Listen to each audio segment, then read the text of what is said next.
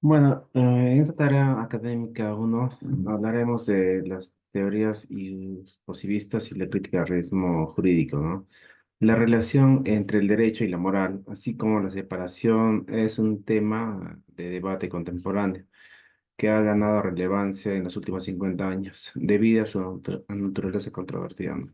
En cuanto al positivismo jurídico, Hart define este concepto señalando que el término positivismo se utiliza para detonar la ausencia de una conexión inevitable entre el derecho y la moral, o entre la existencia del derecho y el derecho que debe existir, ¿no?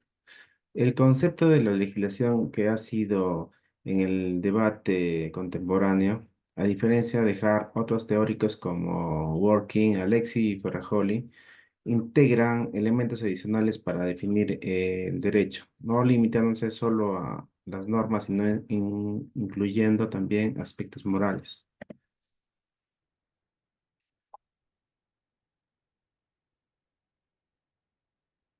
En la introducción, el positivismo jurídico está profundamente vinculado al desarrollo del Estado moderno. Su punto de partida es la reducción del objeto de la ciencia jurídica, el conocimiento del conjunto de normas que constituyen el derecho vigente o positivo. El debate sobre la relación entre la moral y el derecho es un tema clásico en la filosofía del derecho, abordado por numerosos filósofos jurídicos a lo largo del tiempo.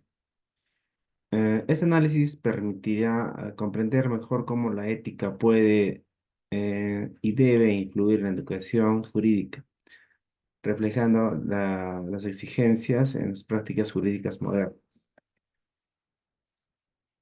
En teorías del derecho, a lo largo de la historia, diversas formas de conocimiento han elegido el derecho como objeto de estudio. Es interesante observar que cada una de las dos formas, al entender el derecho, desarrolla su propia idea sobre el mismo y ha creado una propia metodología de aproximación. El ius naturalismo es una escuela de pensamiento que divide al derecho humano creado por el hombre del derecho natural, derecho superior o divino. El derecho humano, por lo que además el derecho que nos aplica no estatuye derechos ni obligaciones, pues ellos son previos a toda norma legal. El derecho humano solo declaran los derechos que ya existen en un orden superior, ¿no? Finalmente, el concepto de justicia ha sido un concepto relativo, no ha sido unívoco. Las corrientes filosóficas que han encajado en los postulados ius naturalistas han sido diversas dependiendo de las etapas históricas. El positivismo jurídico nace como un rechazo a la existencia de uno solo y unívoco, derecho proveniente de otro derecho natural.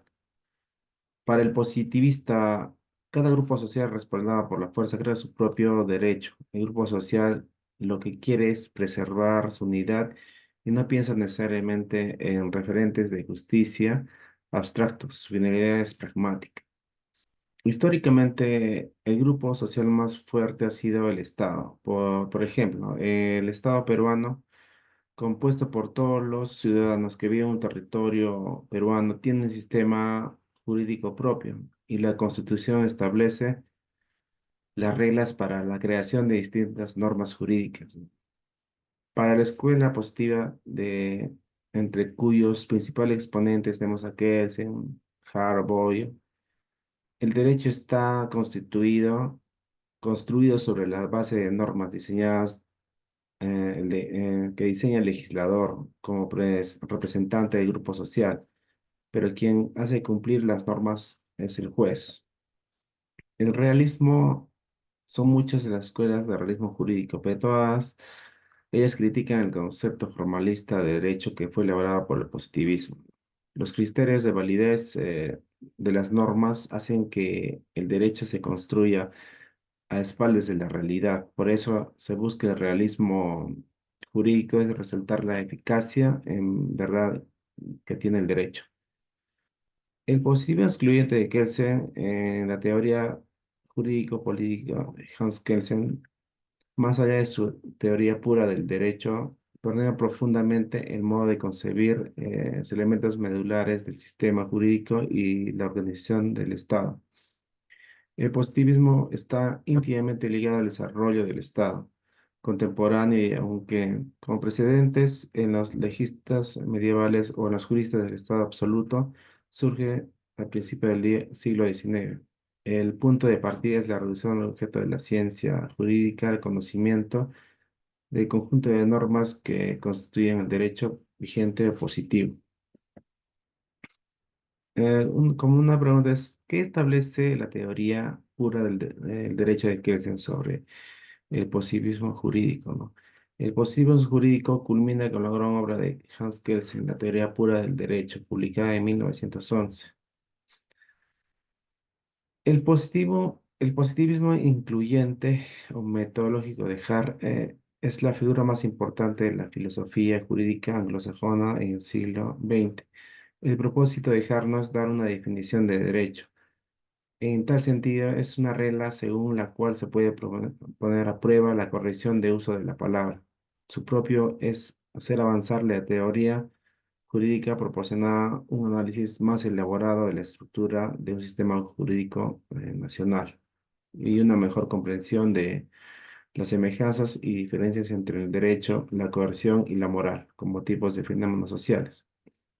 El positivismo metodológico de Herbert Hart Hart comienza reconstruyendo la teoría que explica el derecho como un conjunto de órdenes generales respaldadas por amenazas emitidas por un soberano, independiente y supremo, generalmente obedeciendo respecto a otras posibilidades relacionadas entre el derecho y moral.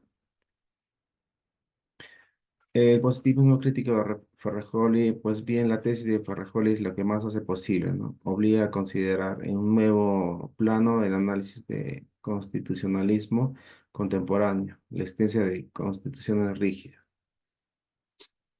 En conclusiones, podemos decir que después del recorrido conceptual y teórico desarrollado en esta investigación, nos damos cuenta que existen diversas consideraciones y puntos de vista sobre lo que comprendemos como positivismo jurídico.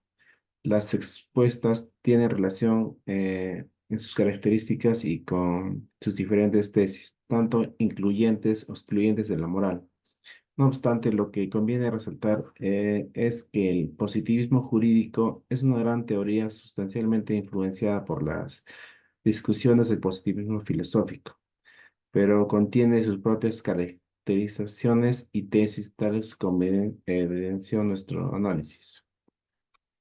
Una recomendación se puede decir que el positivismo jurídico se puede encontrar dos concepciones de una norma suprema que condiciona la validez de la Constitución no es un hecho, sino que una suposición como tratado cuando analizamos la doctrina de Kelsen si consideramos el ordenamiento jurídico a partir de un punto de vista meramente jerárquico.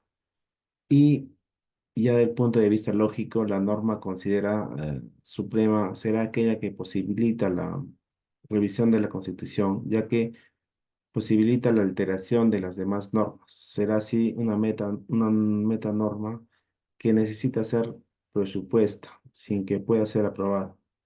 Así consideramos el carácter descriptivo al que se propone la teoría del derecho. La única concepción positivista aceptable fuera de considerar la propia Constitución como ordenamiento. Gracias.